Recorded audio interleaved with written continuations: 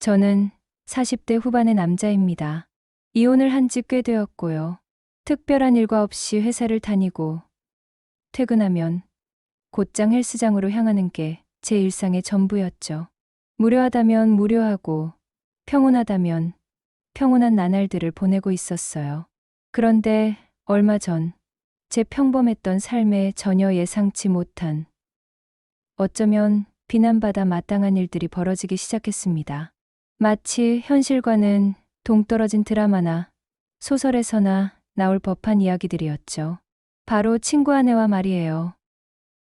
제게는 어릴 적부터 코올리게 시절을 함께 보낸 중마고우가 하나 있었어요. 그 녀석은 저와는 정말 극과 극의 인생을 살아왔죠. 아버지에게서 물려받은 재산 덕분에 어릴 때부터 돈 걱정 없이 살았고요. 그래서인지 항상 주변에 여자들이 끊이지 않았네요. 20살부터 사업을 한다고 했지만 물려받은 금속가공업체를 운영하는 겉모습과는 달리 회사에 있는 시간보다 밖에서 사람들을 만나거나 유흥을 즐기는 시간이 훨씬 많았거든요.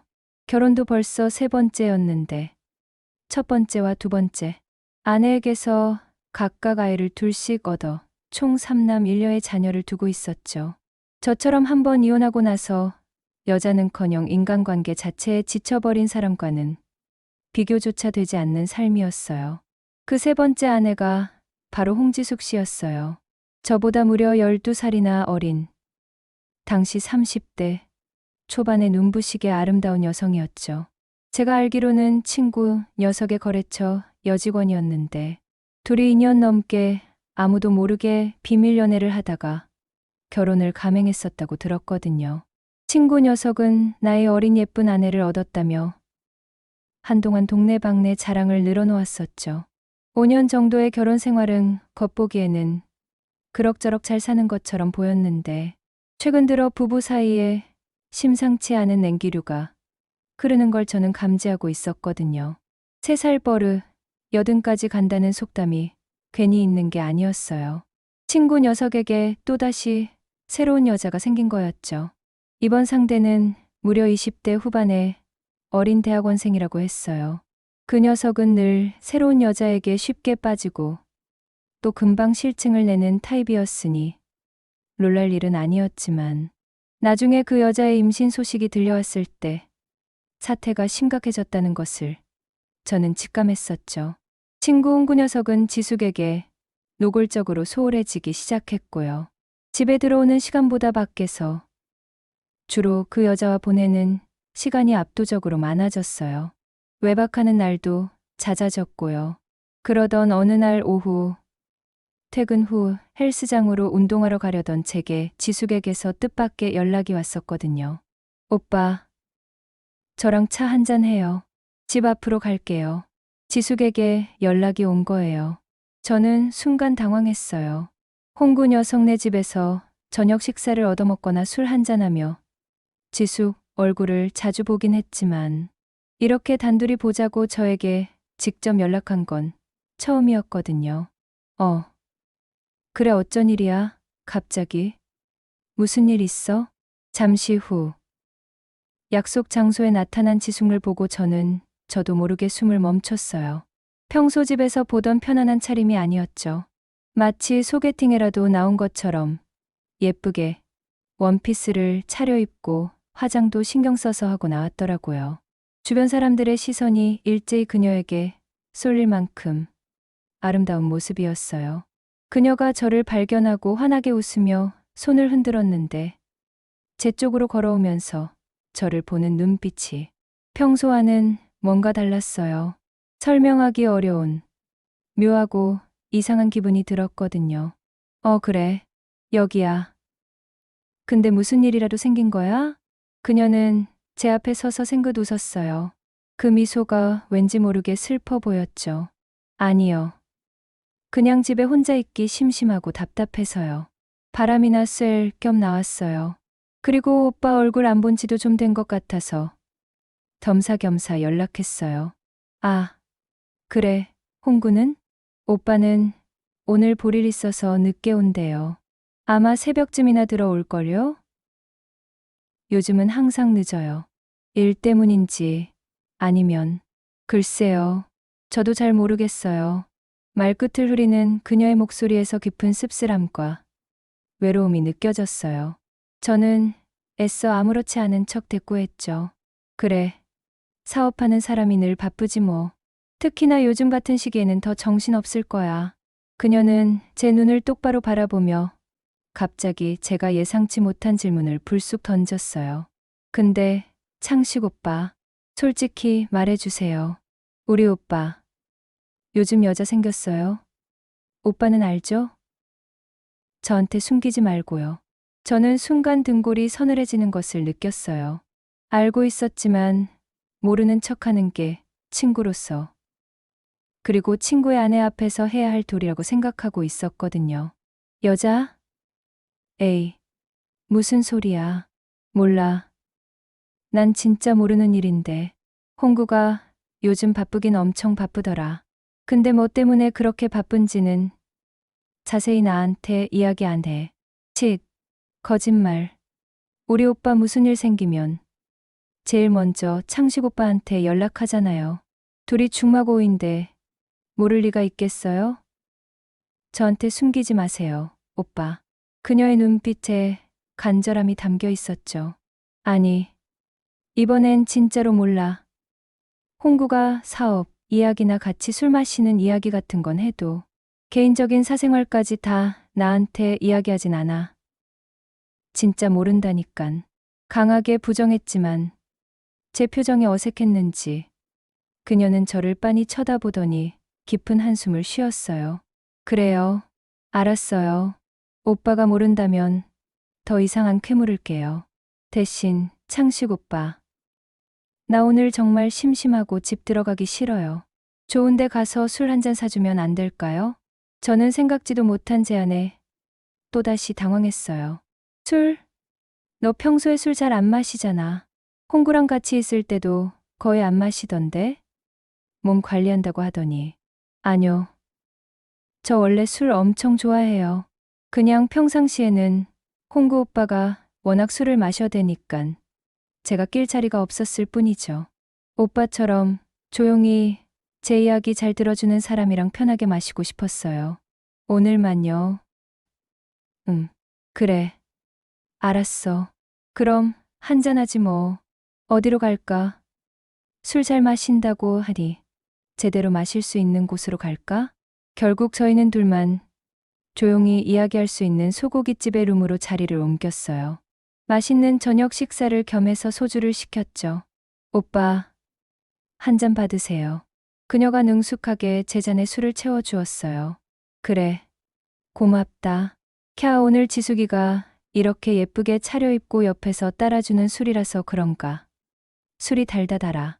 저는 조금은 농담처럼, 하지만 속마음은 진심을 담아 말했어요. 이혼 후 여자와 단둘이 이렇게 술을 마시는 게 얼마만인지 기억조차 나지 않았거든요. 제가 따라주는 술이 왜 달아요? 오빠 정말 웃기다. 그녀는 제 말에 살짝 얼굴을 붉히더니 다시 물었습니다. 근데 오빠 눈에는 제가 진짜 이뻐 보여요? 홍구 오빠는 요즘 저 보고 예쁘다는 소리 한마디도 안 하는데 그녀의 목소리에 서운함이 가득했죠. 그럼 당연히 이쁘고 말고 나이 40이 넘어서 지숙이처럼 이렇게 젊고 예쁜 여자가 어딨다고 그래. 홍구 녀석이 보게 겨운 거지. 근데 왜 홍구 오빠는 저한테 이쁘단 소리를 안 하는 걸까요? 결혼하고 편해져서 그런가. 예전엔 안 그랬는데 그야 뭐 오래 살다 보니 무뎌져서 그렇지.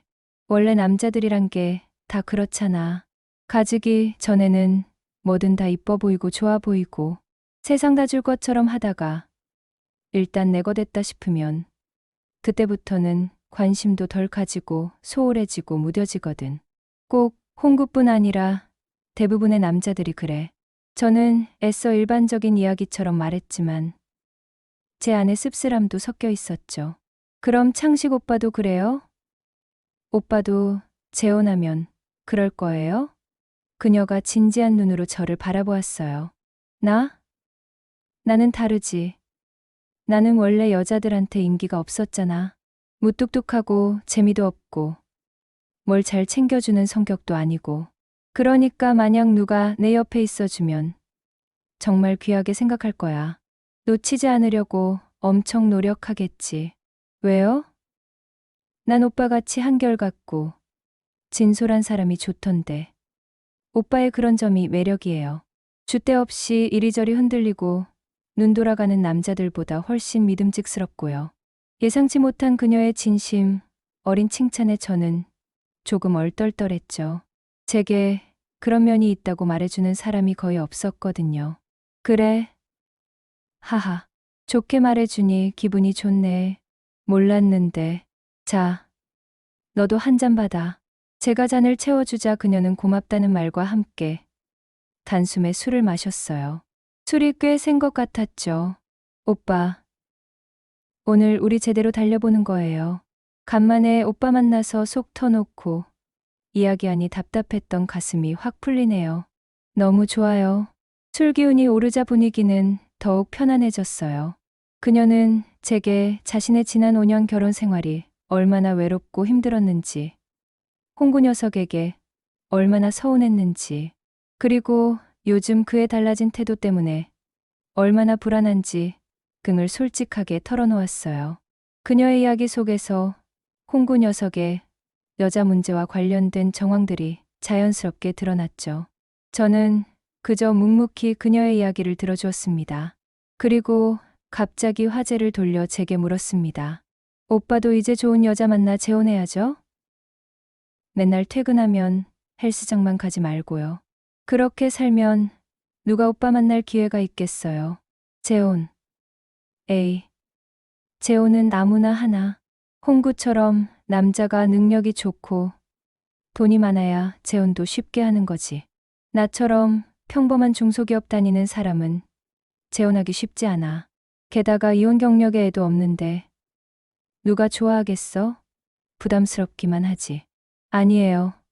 오빠가 만나려고만 하면 만날 수 있는데 너무 소극적인 거예요. 먼저 나서질 않으니 기회가 없는 거죠. 오빠 분명 좋은 사람 만날 수 있어요. 내 성격에 누가 옆에서 좋은 사람 있으면 소개나 시켜주면 모를까. 내가 먼저 적극적으로 나서서 누구 만나보려고 하거나 하지는 않아. 그래요. 그게 문제예요. 오빠는. 그녀가 손가락으로 저를 가리키며 말했어요. 그리고 잠시 뭔가를 고민하는 듯 하더니 나를 이었습니다. 그럼 우리 막내 이모가 얼마 전에 이혼했는데 오빠한테 딱일 것 같은데 제가 다리 한번 놔드려요? 저는 전혀 예상치 못한 제안에 순간 당황했어요. 친구의 이모와 소개팅이라니. 이모가 몇 살이신데? 올해 45살인데 오빠보다 조금 어리시죠. 저희 이모가 얼굴이 정말 예뻐요. 사진 보여드릴까요? 그래. 한번 보자. 얼마나 이쁜지. 그녀가 휴대폰을 뒤적여 이모 사진을 보여주었어요. 사진 속 이모는 지수가 눈매가 살짝 닮았지만 좀 더 차분하고 참한 인상이었습니다. 나이에 비해 훨씬 동안이었고 미인이었죠. 우와, 지숙이, 너희 이모도 한 인물 하네. 미인이시다. 근데 무슨 일 하시는데? 간호사예요. 대학병원 간호사. 직업도 좋으시네. 대학병원 간호사면 능력도 있으시고 나 같은 남자를 만나려고 하실까? 이혼의 애도 없는데 좀 그렇지 않나? 저는 다시금 자신 없는 모습을 보였어요. 참나 오빠. 자신감을 가지라니깐요. 차일 때 차이더라도 일단 만나나 보라니깐요. 우리 이모 성격도 좋고 오빠처럼 성실하고 듬직한 사람 만나고 싶어 했거든요. 알았어. 알았어. 그럼 시간 한번 만들어봐. 밥이나 한 끼 대접하지 뭐. 뭐든지 노력은 해봐야 하는 거니깐. 좋아요. 제가 이모한테 오빠 이야기 잘 해놓고 한번 물어볼게요. 안 그래도 우리 이모도 요즘 외롭다고 하셨거든요. 좋은 사람 있으면 만나보고 싶다고요. 그랬어? 그럼 부탁 좀 할게. 그녀의 말에 저는 은근히 기대가 되었어요. 이혼한 지 꽤 되었지만 그동안 혼자 지내며 여자 손 한 번 제대로 잡아보지 못했던 터라 뭔가 새로운 설렘과 희망이 솟아나는 기분이었습니다. 지수 덕분에 제게도 새로운 인연이 시작될 수 있다는 생각에 마음이 들떴었죠. 이후 지숙의 주선으로 이모와 소개팅을 하게 되었어요. 40대 중반의 소개팅이라니 어색하기도 했지만 신선한 설렘이 있었습니다. 이모는 사진보다 실물이 더 아름다웠고 인상도 좋고 성격도 참 온화했죠. 지숙이가 저를 무척 좋은 사람이라고 이모에게 이야기해 둔 덕분에 처음 만났는데도 분위기가 참 좋았고요. 이모도 듬직하고 성실한 남자를 좋아한다면서 저를 보며 무척 호의적인 태도를 보였어요. 그렇게 지숙의 이모와 조금씩 가까워져 가며 새로운 관계에 대한 희망을 키워가고 있었습니다. 그때였어요. 제게 청천벽력 같은 소식이 전해졌거든요. 홍구 녀석이 만나던 여자가 임신을 했고 결국 지숙에게 이혼을 요구했다는 소식이었죠. 친구 녀석은 곧바로 지수가 별거에 들어갔고요. 그녀는 쫓겨나듯 살던 집에서 나와 임시거처를 구했었죠. 지숙는 울면서 저를 찾아왔어요. 밤늦게 제 집 앞에 서서 저에게 연락했죠. 오빠, 나 이제 어떡하면 좋아? 정말 죽고 싶어요. 저는 당황했지만 애써 침착하게 그녀를 진정시키며 말했습니다. 지수가, 울지 말고 일단 진정해. 안으로 들어가서 이야기하자. 뭐, 그냥 이혼하고 혼자 살면 되지. 요즘 이혼이 흠도 아니고, 지숙이 넌 아직 젊고 예쁘잖아. 얼마든지 다시 시작할 수 있어. 그래도, 오빠, 쫓겨나듯 이혼하는 게 너무 자존심 상해요. 제가 그동안 어떻게 참고 살았는데, 홍구 오빠, 그 인간, 정말 너무해요. 그녀는 제 품에 안겨서 서럽게 울음을 터뜨렸어요. 알았어, 알았어. 자존심 상할 만도 하지. 그럼 그냥 당하고 있지만 말고 한몫 제대로 뜯어내야지. 혼자서도 먹고 살 수 있도록 내 미래를 보장받아야 해. 홍구 녀석 돈 많잖아. 그냥 순순히 물러서면 안 돼. 말은 쉽죠. 홍구 오빠가 얼마나 짠돌이인데요. 아마 아이도 없고 5년밖에 결혼 생활 안 했다고 돈 얼마 주지도 않으려고 할 거예요. 벌써부터 변호사 선임해서 저한테 내용 증명 보내고 난리도 아니에요.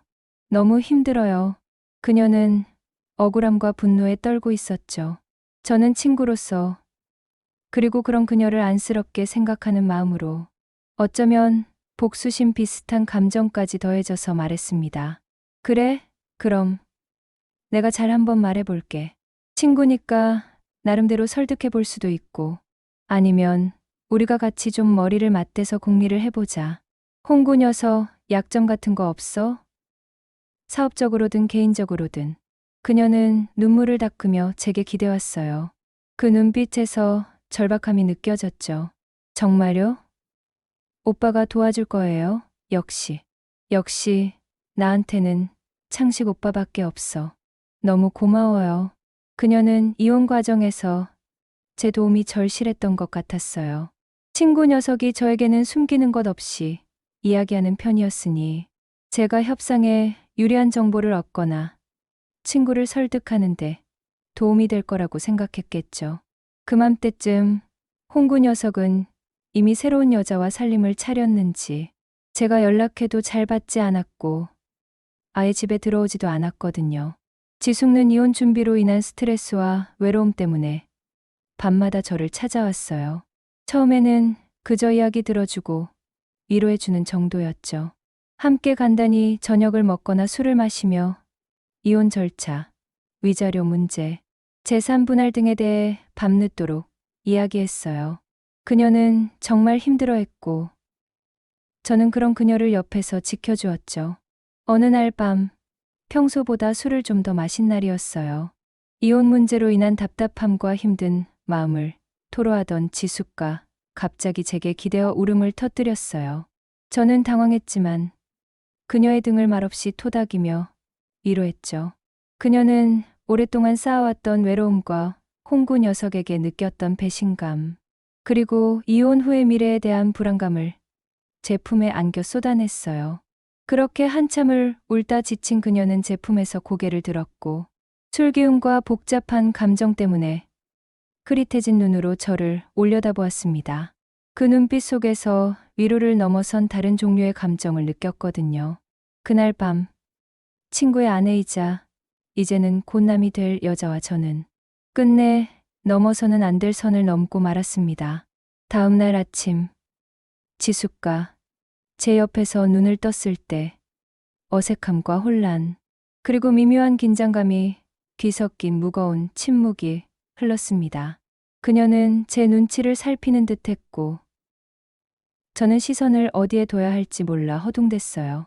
오빠, 어제 일 죄송해요. 제가 너무 힘들어서. 그녀가 작은 목소리로 말했습니다. 아니, 괜찮아. 아니, 괜찮은 건가? 모르겠다. 저는 말끝을 흐렸습니다. 제 스스로도 지금 이 상황이 현실인지, 제가 대체 무슨 짓을 저지른 건지 제대로 파악이 되지 않았거든요. 친구에게 미안한 마음, 도덕적 해이에 대한 불안감, 그리고 동시에 어젯밤 그녀에게서 느꼈던 강렬한 감정의 잔향이 뒤섞여 머릿속이 복잡했었죠.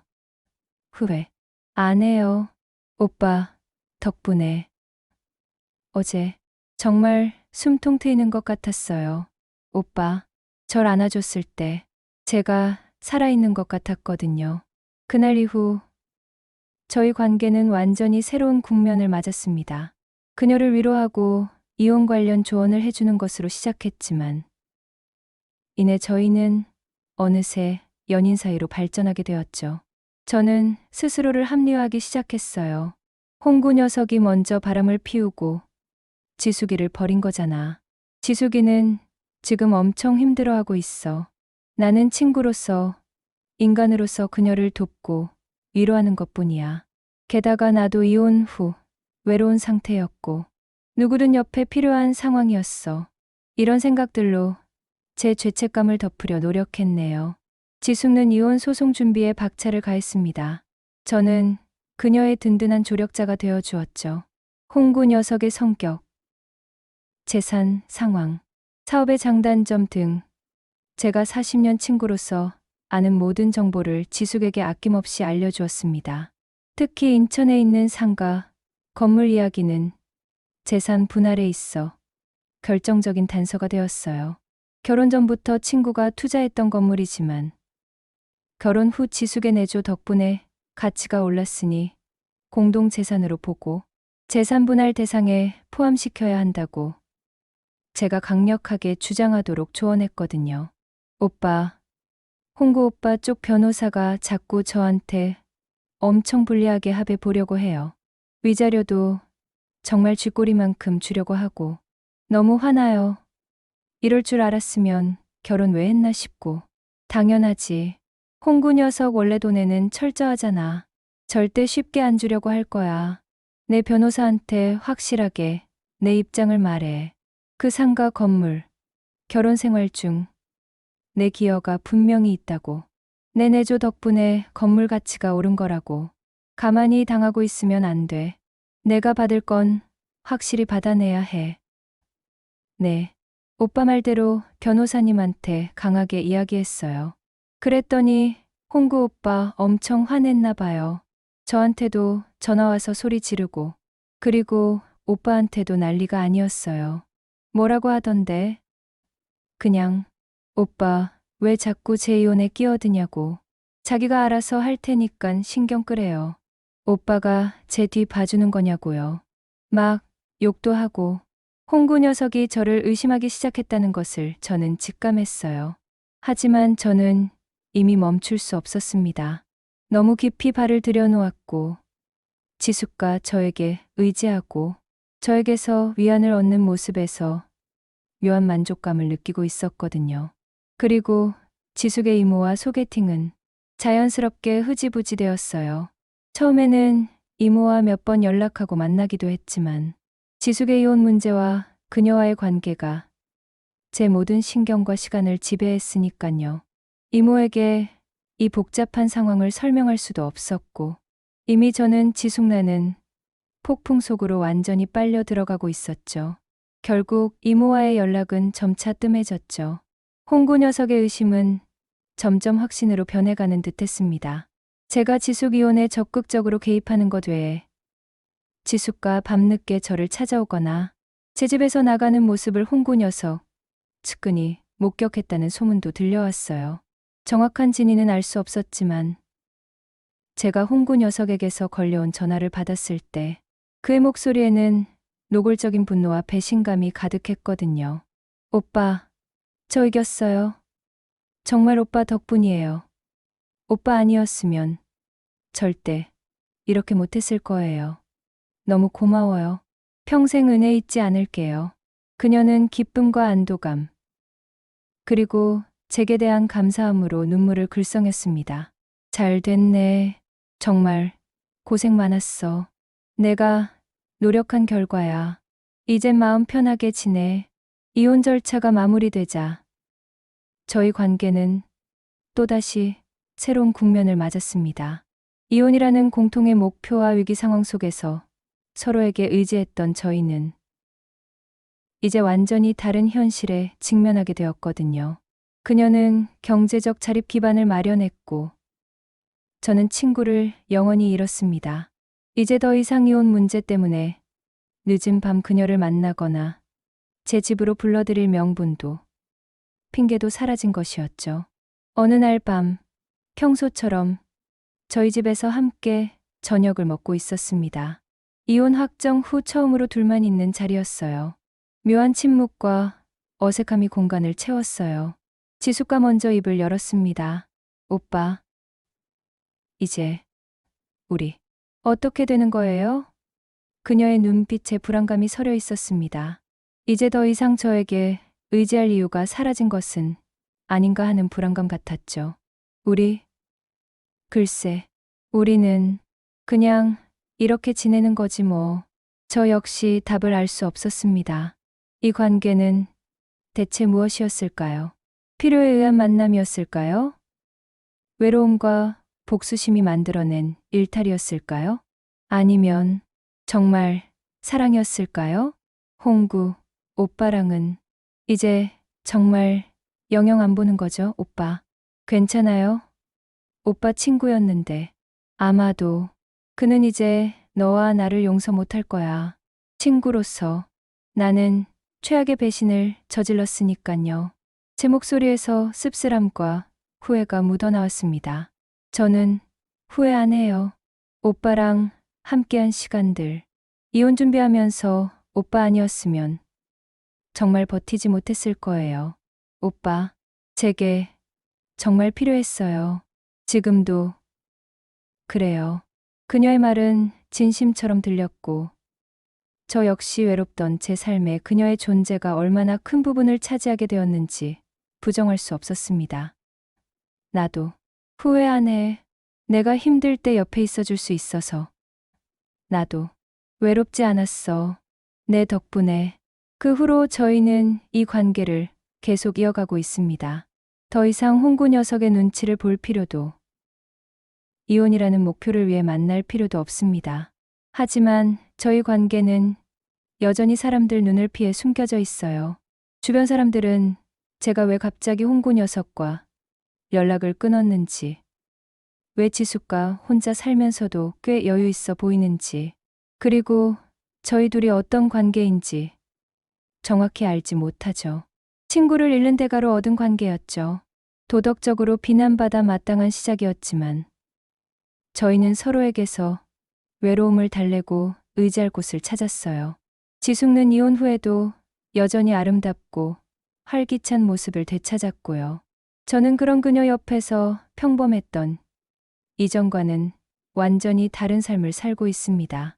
이것이 과연 행복한 결말일지는 저도 모르겠어요. 아니, 어쩌면 시작부터 불행이 예정된 관계였을지도 모르죠. 제 평온했던 인생은 홍구 녀석의 변심과 그의 아내의 눈물, 그리고 그 속에서 이어진 제 선택으로 인해 완전히 다른 방향으로 흘러가 버렸습니다. 이제 저는 친구의 전 아내와 함께 불확실하고 위태로울 수도 있는 미래를 향해 걸어가고 있습니다. 이 이야기가 어떻게 끝날지는 저도 알 수 없어요.